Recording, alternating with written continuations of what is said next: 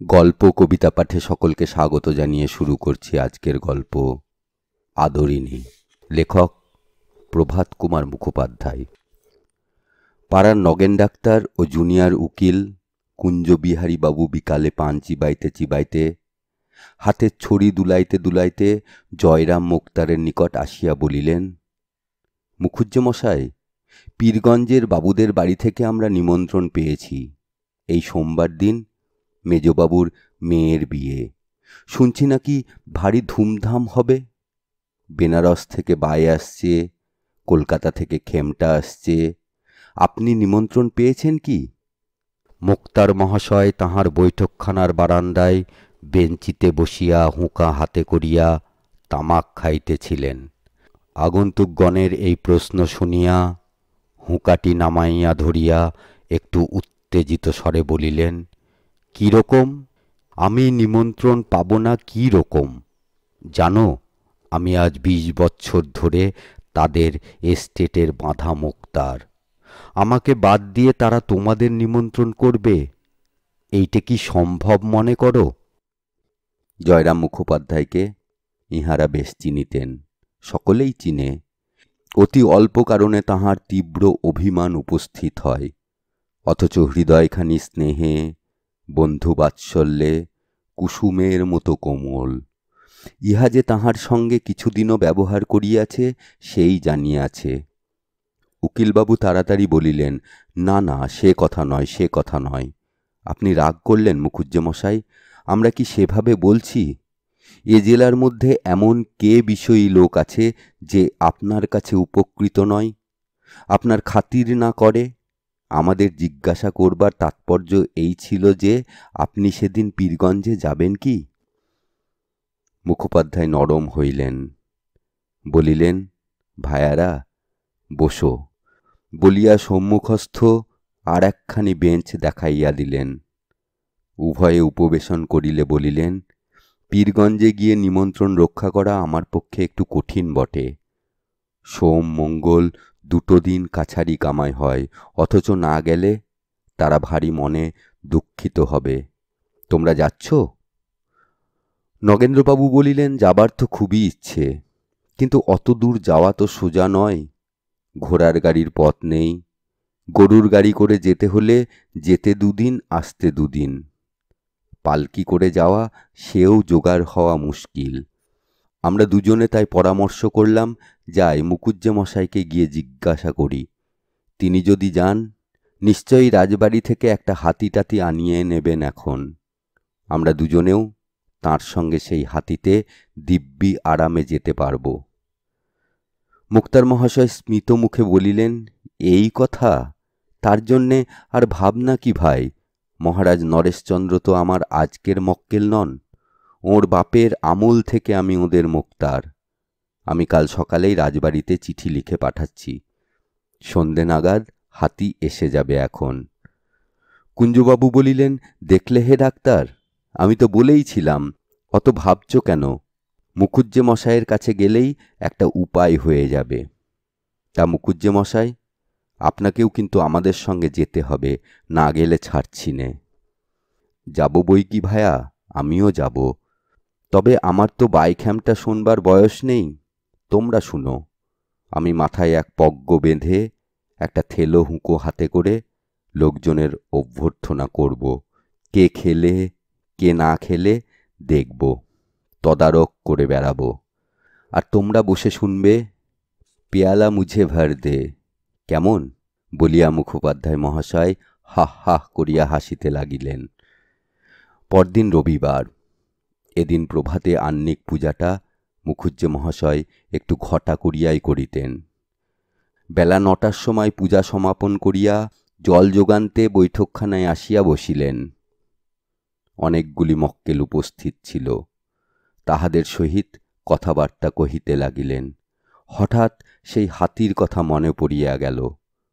তখন কাগজ কলম লইয়া, চশমাটি পরিয়া, প্রবল প্রতাপান্বিত শ্রীল শ্রীমন্মহারাজ শ্রী নরেশচন্দ্র রায়চৌধুরী বাহাদুর আশ্রিত জনপ্রতিপালকেষু পাঠ লিখিয়া 2-3 দিনের জন্য একটি সুশীল ও সুবোধ হস্তি প্রার্থনা করিয়া পত্র লিখিলেন।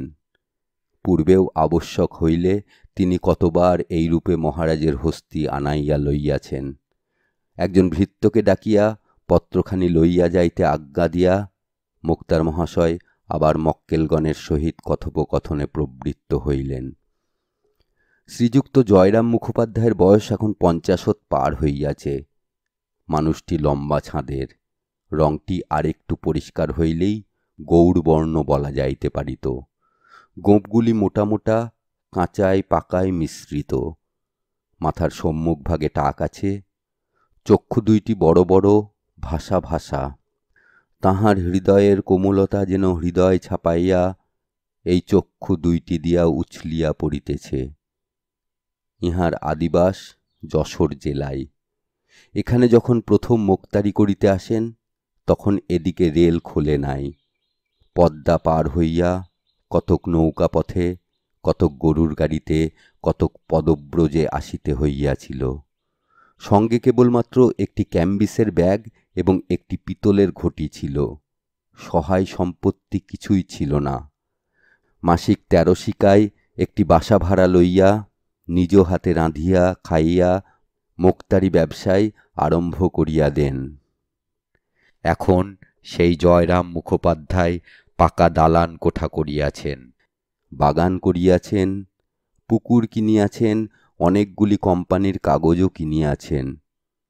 যে সময়ের কথা বলিতেছি তখন এ জেলায় ইংরাজিওয়ালা মোক্তারের আবির্ভাব হইয়াছে বটে, কিন্তু জয়রাম মুখুজ্জেকে তাহারা কেহই হটাইতে পারে নাই। তখনও ইনি এ জেলার প্রধান মোক্তার বলিয়া গণ্য। মুখোপাধ্যায় মহাশয়ের হৃদয়খানি অত্যন্ত কোমল ও স্নেহপ্রবণ হইলেও মেজাজটা কিছু রুক্ষ। যৌবনকালে ইনি রীতিমতো বদরাগী ছিলেন। এখন রক্ত অনেকটা ঠান্ডা হইয়া আসিয়াছে। সেকালে হাকিমরা একটু অবিচার অত্যাচার করিলেই মুখুজ্জে মহাশয় রাগিয়া চেঁচাইয়া অনর্থপাত করিয়া তুলিতেন। একদিন এজলাসে এক ডেপুটির সহিত ইহার বিলক্ষণ বচসা হইয়া যায়। বিকালে বাড়ি আসিয়া দেখিলেন তাহার মঙ্গলা গায়ে একটি এঁড়ে বাছুর প্রসব করিয়াছে। তখন আদর করিয়া উক্ত ডেপুটিবাবুর নামে বাছুরটির নামকরণ করিলেন। ডেপুটিবাবু লোকপরম্পরায় ক্রমে এ কথা শুনিয়াছিলেন এবং বলা বাহুল্য নিতান্ত প্রীতিলাভও করেন নাই। আর একবার এক ডেপুটির সম্মুখে মুখুজ্জে মহাশয় আইনের তর্ক করিতেছিলেন, কিন্তু হাকিম কিছুতেই ইহার কথায় সায় দিতেছিলেন না। অবশেষে রাগের মাথায় জয়রাম বলিয়া বসিলেন, আমার স্ত্রীর যতটুকু আইন জ্ঞান আছে হুজুরের তাও নেই দেখছি। সেদিন আদালত অবমাননার জন্য মোক্তার মহাশয়ের 5 টাকা জরিমানা হইয়াছিল। এই আদেশের বিরুদ্ধে তিনি হাইকোর্ট অবধি লড়িয়াছিলেন। সর্বশুদ্ধ 1700 টাকা ব্যয় করিয়া এই 5 টাকা জরিমানা হুকুম রহিত করিয়াছিলেন। মুখোপাধ্যায় যেমন অনেক টাকা উপার্জন করিতেন, তেমনি তাহার ব্যয়ও যথেষ্ট ছিল। তিনি অকাতরে অন্ন দান করিতেন। অত্যাচারিত উৎপীড়িত গরিব লোকের মোকদ্দমা তিনি কত সময় বিনা ফিসে, এমনকি নিজে অর্থব্যয় পর্যন্ত করিয়া চালাইয়া দিয়াছেন। প্রতি রবিবার অপরাহ্নকালে পাড়ার যুবক বৃদ্ধগণ মুক্তার মহাশয়ের বৈঠকখানায় সমবেত হইয়া তাস পাশা খেলিয়া থাকেন। অদ্যও সেইরূপ অনেকে আগমন করিয়াছেন। পূর্বোক্ত ডাক্তারবাবু ও উকিলবাবুও আছেন।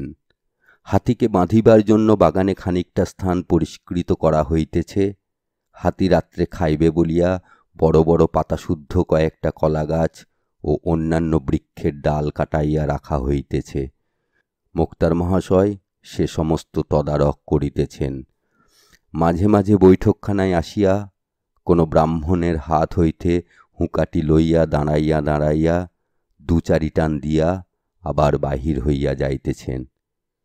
সন্ধ্যার কিছু পূর্বে জয়রাম বৈঠকখানায় বসিয়া পাশা খেলা দেখিতেছিলেন। এমন সময় সেই পত্রবাহক ভৃত্য ফিরিয়া আসিয়া বলিল, হাতি পাওয়া গেল না।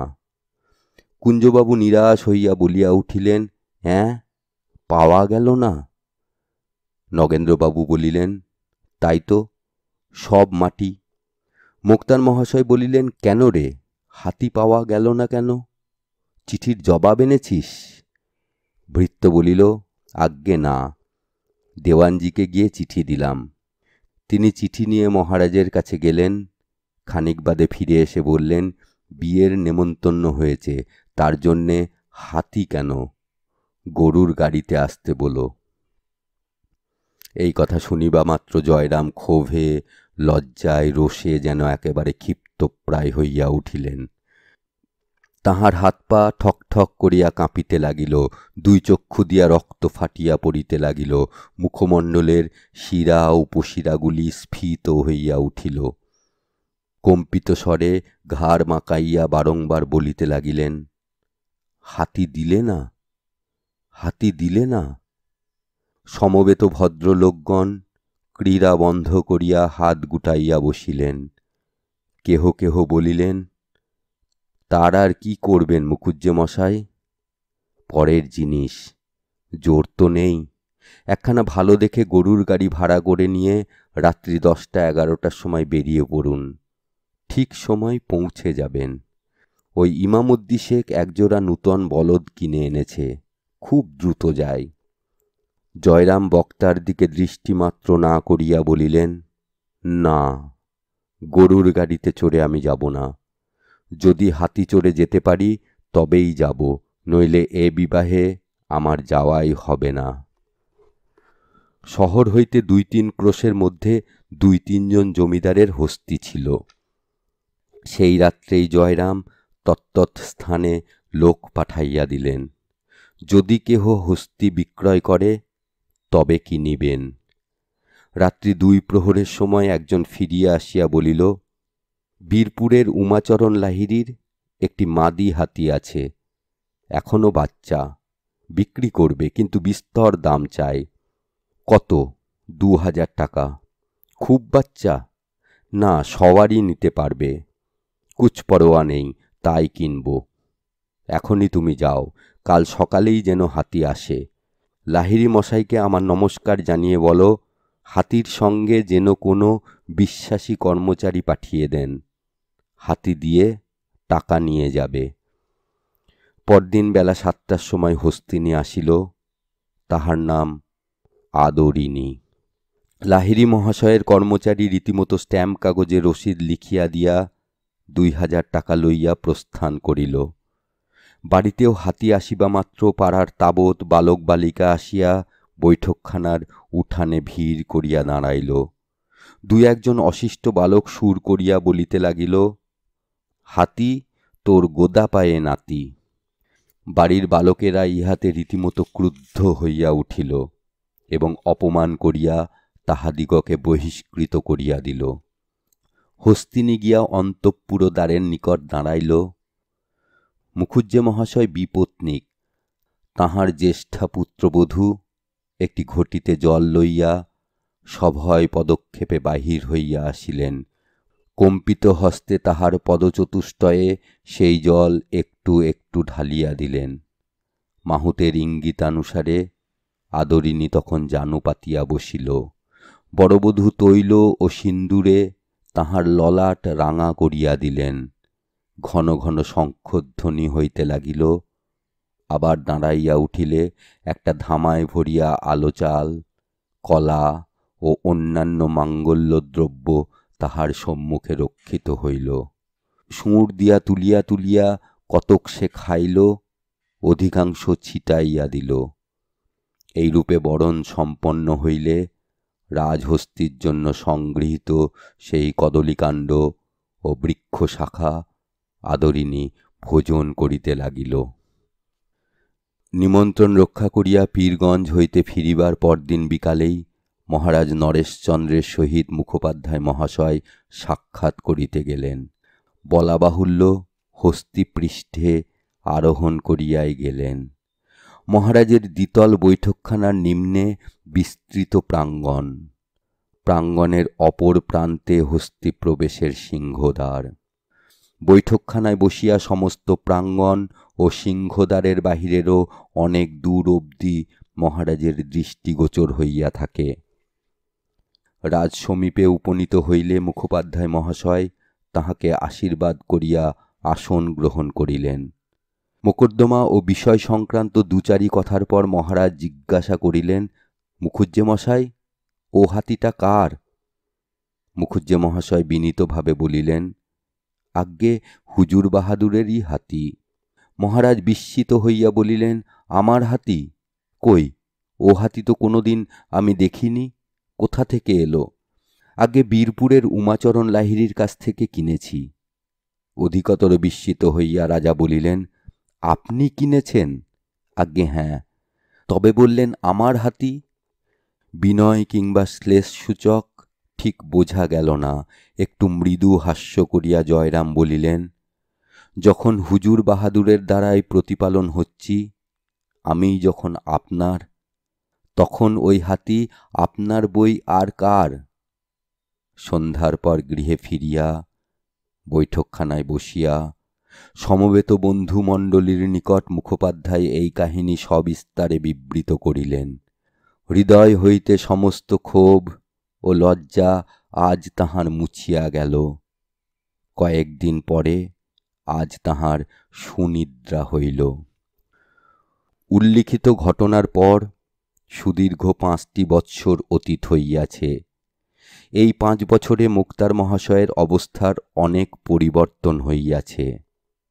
নতুন নিয়মে পাশ করা শিক্ষিত মুক্তারে জেলা কোর্ট ভরিয়া গিয়াছে।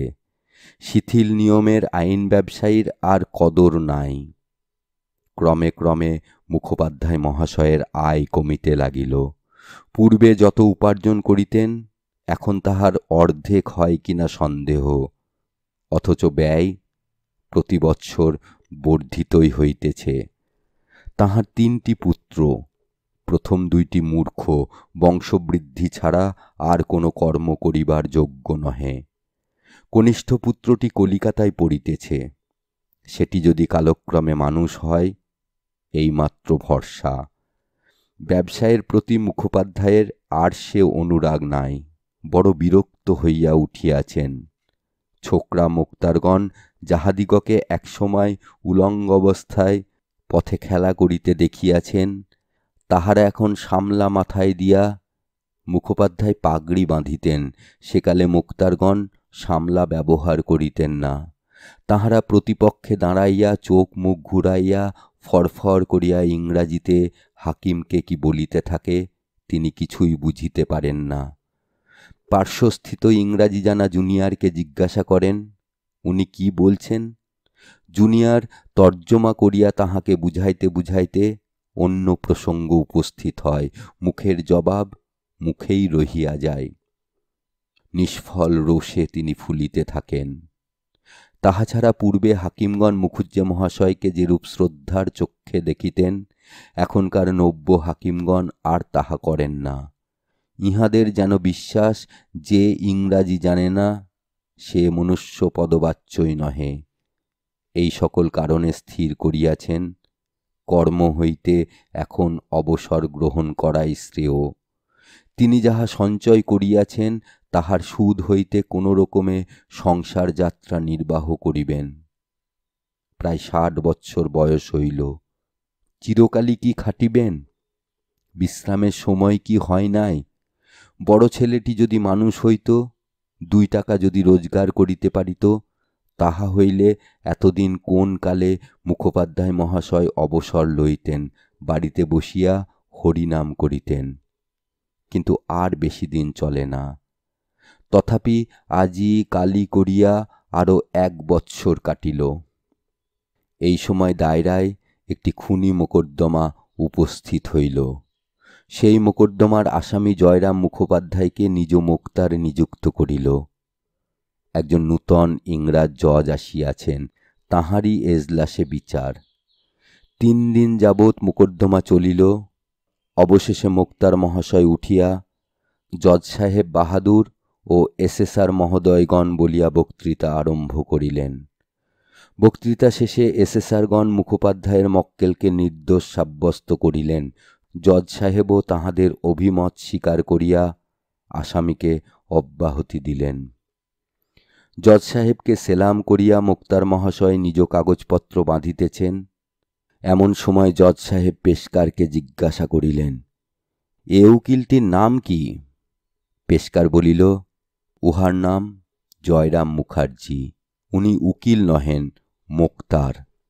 প্রসন্ন হাস্যের সহিত জজ সাহেব জয়রামের প্রতি চাহিয়া বলিলেন, আপনি মোক্তার? জয়রাম বলিলেন, হ্যাঁ হুজুর, আমি আপনার তাঁবেদার। জজ সাহেব পূর্ববৎ বলিলেন, আপনি মোক্তার? আমি মনে করিয়াছিলাম আপনি উকিল। যেরূপ দক্ষতার সহিত আপনি মোকদ্দমা চালাইয়াছেন, আমি ভাবিয়াছিলাম আপনি এখানকার একজন ভালো উকিল। এই কথাগুলি শুনিয়া মুখোপাধ্যায়ের সেই ডাগর চক্ষু দুইটি জলে পূর্ণ হইয়া গেল। হাত দুটি জোর করিয়া কম্পিত কণ্ঠে বলিলেন, না হুজুর, আমি উকিল নহি, আমি একজন মোক্তার মাত্র, তাও সেকালের শিথিল নিয়মের একজন মূর্খ মোক্তার। ইংরাজি জানি না হুজুর।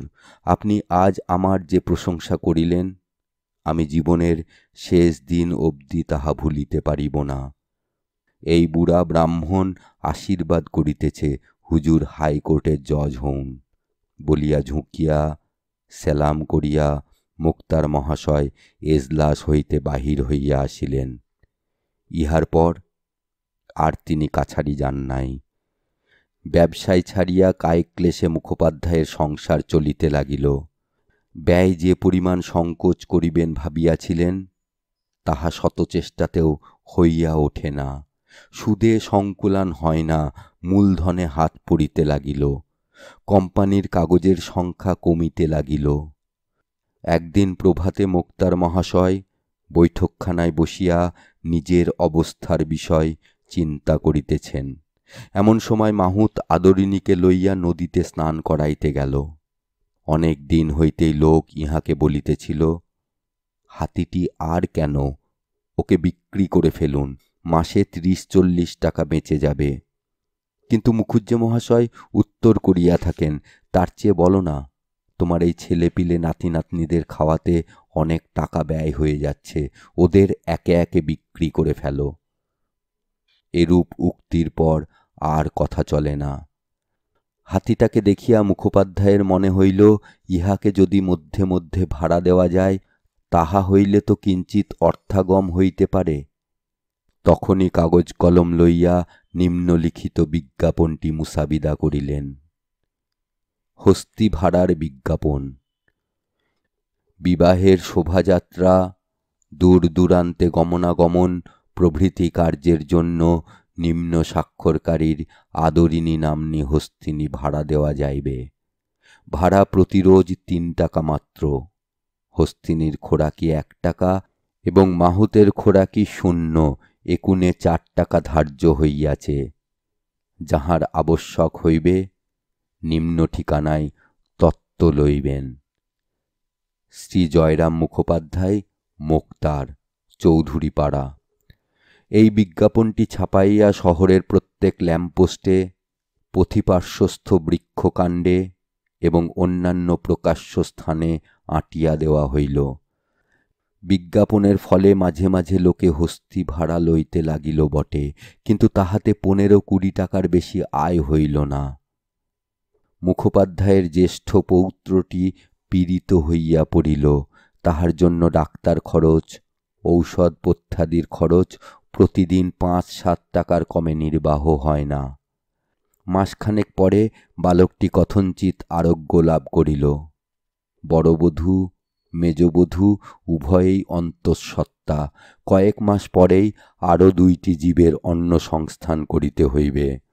এদিকে জ্যেষ্ঠ পৌত্রী কল্যাণী 12 বর্ষে পদার্পণ করিয়াছে। দেখিতে দেখিতে যেরূপ ডাগর হইয়া উঠিতেছে, শীঘ্রই তাহার বিবাহ না দিলে নয়। নানা স্থান হইতে তাহার সম্বন্ধ আসিতেছে বটে, কিন্তু ঘর বর মনের মতন হয় না।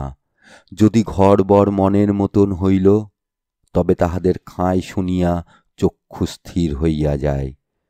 কন্যার পিতা এ সম্বন্ধে একেবারে নির্লিপ্ত। সে নেশাভাং করিয়া, তাসপাশা খেলিয়া, ফুলুট বাজাইয়া বেড়াইতেছে। যত দায় এই 60 বৎসরের বুড়ারি ঘাড়ে। অবশেষে এক স্থানে বিবাহের স্থির হইল। পাত্রটি রাজশাহী কলেজে এলে পড়িতেছে, খাইবার পরিবার সংস্থানও আছে। তাহারা 2000 টাকা চাহে, নিজেদের খরচ 500, 2500 টাকা হইলেই বিবাহটি হয়। কোম্পানির কাগজের বান্ডিল দিন দিন ক্ষীণ হইতেছে, তাহা হইতে 2500 বাহির করা বড়ই কষ্টকর হইয়া দাঁড়াইল। আর শুধু তো একটি নহে, আরও নাতনিরা রহিয়াছে, তাহাদের বেলায় কি উপায় হইবে? এই সকল ভাবনা চিন্তার মধ্যে পড়িয়া মুখোপাধ্যায় মহাশয়ের শরীর ক্রমে ভগ্ন হইয়া পড়িতে লাগিল। একদিন সংবাদ আসিল, কনিষ্ঠ পুত্রটি বিয়ে পরীক্ষা দিয়াছিল, সেও ফেল করিয়াছে। বন্ধুগণ বলিতে লাগিলেন, মুখুজ্জে মহাশয়, হাতিটিকে বিক্রি করে ফেলুন, করে নাতনির বিবাহ দিন। কি করবেন বলুন? অবস্থা বুঝে তো কাজ করতে হয়। আপনি জ্ঞানী লোক, মায়া পরিত্যাগ করুন। মুখোপাধ্যায় আর কোনো উত্তর দেন না। মাটির পানে চাহিয়া ম্লান মুখে বসিয়া কেবল চিন্তা করেন এবং মাঝে মাঝে দীর্ঘ নিঃশ্বাস ফেলেন। চৈত্র সংক্রান্তিতে বামুনহাটে একটি বড় মেলা হয়। সেখানে বিস্তর গরু বাছুর, ঘোড়া, হাতি, উট বিক্রয়ার্থে আসে। বন্ধুগণ বলিলেন, হাতিটিকে মেলায় পাঠিয়ে দিন, বিক্রি হয়ে যাবে এখন। 2000-এ কিনেছিলেন, এখন হাতি বড় হয়েছে, 3000 টাকা অনায়াসে পেতে পারবেন। কোঁচার খুঁটে চক্ষু মুছিয়া বলিলেন, কি করে তোমরা এমন কথা বলছো? বন্ধুরা বুঝাইলেন, আপনি বলেন ও আমার মেয়ের মতো, তা মেয়েকেই কি চিরদিন ঘরে রাখা যায়? মেয়ের বিয়ে দিতে হয়, মেয়ে শ্বশুর বাড়ি চলে যায়, তার আর উপায় কি? তবে পোষা জানোয়ার অনেক দিন ঘরে রয়েছে, মায়া হয়ে গেছে, একটু দেখে শুনে কোনো ভালো লোকের হাতে বিক্রি করলেই হয়। যে বেশ আদর যত্নে রাখবে, কোনো কষ্ট দেবে না, এমন লোককে বিক্রি করবেন। ভাবিয়া চিন্তিয়া জয়রাম বলিলেন, তোমরা সবাই যখন বলছো, তখন তাই হোক। দাও, মেলায় পাঠিয়ে দাও। একজন ভালো খদ্দের ঠিক করো, তাতে দামে যদি 200-500 টাকা কমও হয়, সেও স্বীকার। মেলাটি চৈত্র সংক্রান্তির প্রায় 15 দিন পূর্বে আরম্ভ হয়, তবে শেষের 4-5 দিনই জমজমাট বেশি। সংক্রান্তির 1 সপ্তাহ পূর্বে যাত্রা স্থির হইয়াছে। মাহাত্ম্য যাইবেই, মুখোপাধ্যায় মহাশয়ের মধ্যম পুত্রটিও সঙ্গে যাইবে। যাত্রার দিন প্রত্যুষে মুখোপাধ্যায় গাত্রোত্থান করিলেন। যাইবার পূর্বে হস্তি ভোজন করিতেছে। বাটির মেয়েরা, বালক বালিকাগণ সজল নেত্রে বাগানে হস্তির কাছে দাঁড়াইয়া। খড়ম পায়ে দিয়া মুখোপাধ্যায় মহাশয়ও সেখানে গিয়া দাঁড়াইলেন। পূর্বদিন 2 টাকার রসগোল্লা আনাইয়া রাখিয়াছিলেন। ভৃত্য সেই হাঁড়ি হাতে করিয়া আসিয়া দাঁড়াইল। ডালপালা প্রভৃতি মামুলি খাদ্য শেষ হইলে মুখোপাধ্যায় মহাশয় স্বহস্তে মুঠা মুঠা করিয়া সেই রসগোল্লা হস্তিনীকে খাওয়াইলেন। শেষে তাহার গলার নিম্নে হাত বুলাইতে বুলাইতে ভগ্ন কণ্ঠে বলিলেন, আদর, যাও মা, বামুনহাটের মেলা দেখে এসো। প্রাণ ধরিয়া বিদায়বাণী উচ্চারণ করিতে পারিলেন না। উদ্বেল দুঃখে এই ছলনাটুকুর আশ্রয় লইলেন। কল্যাণীর বিবাহের সমস্ত কথাবার্তা পাকা হইয়া গিয়াছে। 10ই জ্যৈষ্ঠ শুভকার্যের দিন স্থির হইয়াছে। বৈশাখ পড়িলেই উভয় পক্ষে আশীর্বাদ হইবে। হস্তি বিক্রয়ের টাকাটা আসিলেই গহনা গড়াইতে দেওয়া হইবে। কিন্তু পয়লা বৈশাখ সন্ধ্যাবেলা মশমশ করিয়া আদরিণী ঘরে ফিরিয়া আসিল। বিক্রয় হয় নাই, উপযুক্ত মূল্য দিবার খরিদ্দার জোটে নাই। আদরিণীকে ফিরিতে দেখিয়া বাড়িতে আনন্দ কোলাহল পড়িয়া গেল। বিক্রয় হয় নাই বলিয়া কাহারও কোনো খেদের চিহ্ন সে সময় দেখা গেল না, যেন হারাধন ফিরিয়া পাওয়া গিয়াছে। সকলের আচরণে এইরূপই মনে হইতে লাগিল। বাড়ির লোকে বলিতে লাগিল, আহা, আদর রোগা হয়েছে, বোধহয় কদিন সেখানে ভালো করে খেতে পায়নি, ওকে দিন কতক এখন বেশ করে খাওয়াতে হবে। আনন্দের প্রথম উচ্ছ্বাস অপনীত হইলে পরদিন প্রতিবেশী বন্ধুগণ আবার বৈঠকখানায় সমবেত হইলেন। অত বড় মেলায় এমন ভালো হাতির খরিদ্দার কেন জুটিল না, তাহা লইয়া আলোচনা হইতে লাগিল। একজন বলিলেন, ওই যে আবার মুখুজ্জে মশাই বললেন, আদর যাও মা, মেলা দেখে এসো, তাই বিক্রি হলো না। উনি তো আর আজকালকার মুরগিখোর ব্রাহ্মণ নন, ওর মুখ দিয়ে ব্রহ্মবাক্য বেরিয়েছে, সে কথা কি নিষ্ফল হবার জো আছে? কথায় বলে ব্রহ্মবাক্য বেদ বাক্য। বামুনহাটের মেলা ভাঙিয়া সেখান হইতে আরও 10 ক্রোশ উত্তরে রসুলগঞ্জে সপ্তাহব্যাপী আর এক মেলা হয়।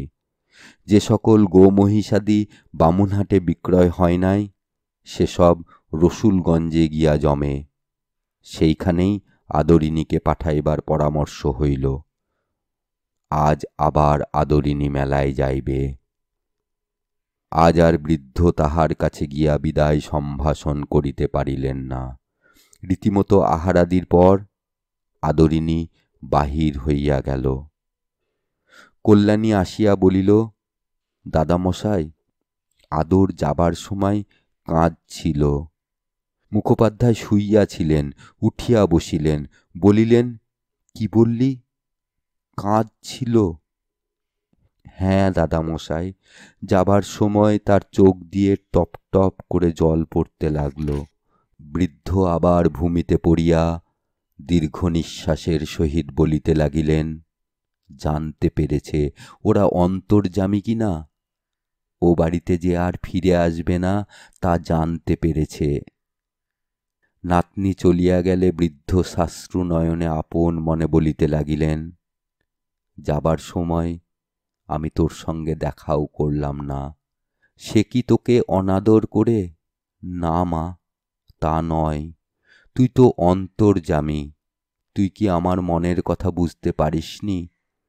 খুকির বিয়েটা হয়ে যাক, তারপর তুই যার ঘরে যাবি, তাদের বাড়ি গিয়ে আমি তোকে দেখে আসব, তোর জন্যে সন্দেশ নিয়ে যাব, রসগোল্লা নিয়ে যাব। যতদিন বেঁচে থাকব তোকে কি ভুলতে পারবো?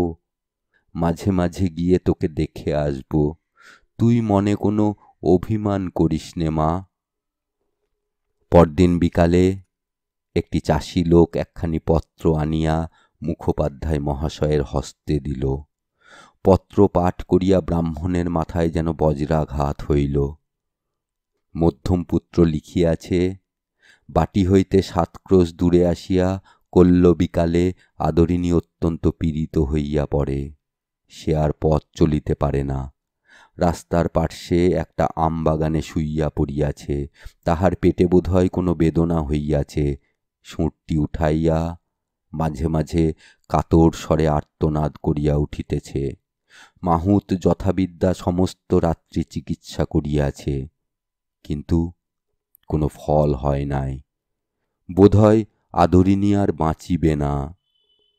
যদি মরিয়া যায় তবে তাহার শবদেহ প্রথিত করিবার জন্য নিকটেই একটু জমি বন্দোবস্ত লইতে হইবে।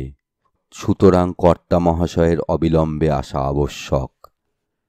বাড়ির মধ্যে গিয়া উঠানে পাগলের মতো পায়চারি করিতে করিতে বৃদ্ধ বলিতে লাগিলেন, আমায় গাড়ির বন্দোবস্ত করে দাও, আমি এখুনি বেরুব। আদরের অসুখ যন্ত্রণায় সে ছটফট করছে, আমাকে না দেখতে পেলে সে সুস্থ হবে না, আমি আর দেরি করতে পারবো না। তখনই ঘোড়ার গাড়ির বন্দোবস্ত করিতে লোক ছুটিল। বধূরা অনেক কষ্টে বৃদ্ধকে একটু দুগ্ধ মাত্র পান করাইতে সমর্থ হইলেন। রাত্রি 10টার সময় গাড়ি ছাড়িল। জ্যেষ্ঠ পুত্রও সঙ্গে গেলেন। পত্রবাহক সেই চাষি লোকটি কোচ বাক্সে বসিল। পরদিন প্রভাতে গন্তব্যস্থানে পৌঁছিয়া বৃদ্ধ দেখিলেন সমস্ত শেষ হইয়া গিয়াছে। আদরিণীর সেই নবজলধরবর্ণ বিশাল দেহখানি আম্রবনের ভিতরে পতিত রহিয়াছে। তাহা আজ নিশ্চল নিস্পন্দ। বৃদ্ধ ছুটিয়া গিয়া হস্তিনীর শবদেহের নিকট লুটাইয়া পড়িয়া তাহার মুখের নিকট মুখ রাখিয়া কাঁদিতে কাঁদিতে বারংবার বলিতে লাগিলেন, অভিমান করে চলে গেলি মা, তোকে বিক্রি করতে পাঠিয়েছিলাম বলে তুই অভিমান করে চলে গেলি। ইহার পর 2টি মাস মাত্র মুখোপাধ্যায় মহাশয় জীবিত ছিলেন।